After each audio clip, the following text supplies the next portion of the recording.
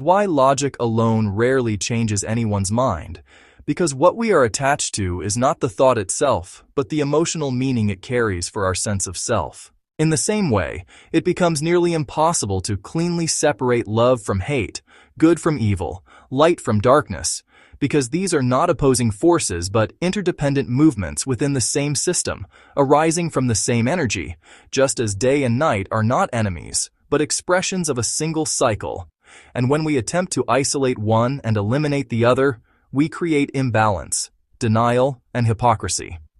Nature and nurture, biology and environment, cause and effect, past and present, individual and collective, human and non-human, living and non-living are useful distinctions for thinking, but misleading when taken as absolute. Because existence itself is more like a mixture of water and milk than separate ingredients, inseparable once combined, flowing together in a continuous process that resists the rigid boundaries the mind tries to impose.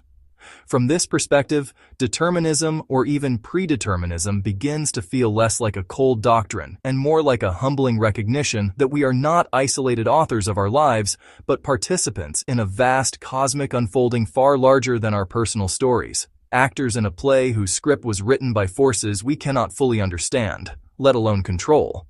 And seen this way, the need to take excessive credit or to assign rigid blame begins to soften, because how can we fully claim ownership of qualities we did not choose, or condemn others for actions shaped by conditions we never lived? If the universe is a vast interconnected movement of energy, flowing back and forth like a pendulum, then every action, reaction, thought, and emotion arises from an intricate web of causes reaching far beyond any individual. And perhaps the greatest illusion of the conditioned mind is the belief that I stand outside this process observing it objectively, when in fact I am one of its expressions, inseparable from the whole.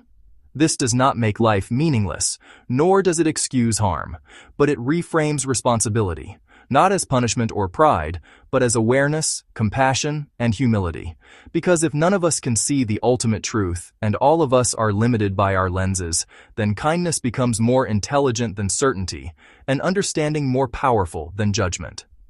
Perhaps the reason the world feels so dramatic, so chaotic, and so full of suffering is not because something has gone wrong, but because existence itself is a form of play, a dance unfolding through contrast and tension, not only among humans but through storms, earthquakes, forests, oceans, species, and stars, and perhaps even the Creator participates in this drama not as a detached judge,